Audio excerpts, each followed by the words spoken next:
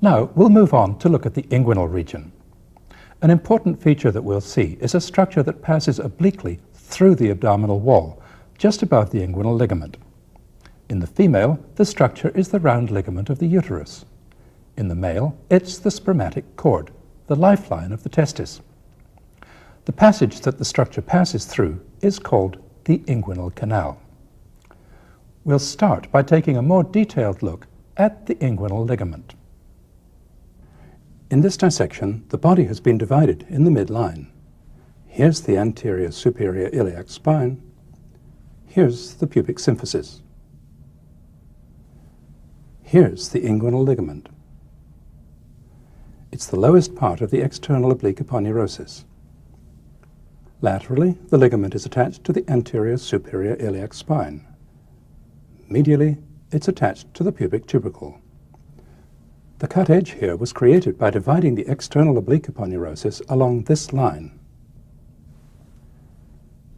The edge of the inguinal ligament can't be seen from the outside because the fascia lata, the investing deep fascia of the thigh, is attached to the ligament along here. To see the edge of the ligament, we'll go round to the inside. Here's the edge of the ligament. The iliopsoas fascia, which has been removed in this dissection, comes down over the iliopsoas and is attached to the ligament along here. The lowest fibers of the inguinal ligament curl around to form this triangular extension, the lacunar ligament. The lacunar ligament runs backwards and a little upwards to insert on the sharp upper edge of the superior pubic ramus, the pecten. Here's transversus.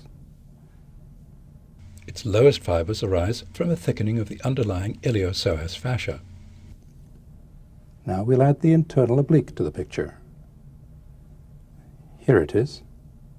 The lowest fibers of the internal oblique arise from the same thickening of the iliopsoas fascia. The tendinous fibers of these two muscles arch over and unite to form this flat tendon, the conjoint tendon. The conjoint tendon is attached to the pubic crest and also behind to the pecten. Now we'll bring this lowest part of the external oblique aponeurosis up to its natural position and add the rest of the aponeurosis to the picture. Here it is. There's an opening in the external oblique aponeurosis, the superficial inguinal ring. Through this, the spermatic cord, or the round ligament, passes, as we'll see shortly. The fibers below and above the opening are called the inferior crus and the superior crus of the superficial inguinal ring. They're attached to the pubic tubercle and the pubic crest, respectively. The inguinal canal passes through the superficial inguinal ring, then beneath the free borders of the internal oblique muscle and the transversus abdominis muscle.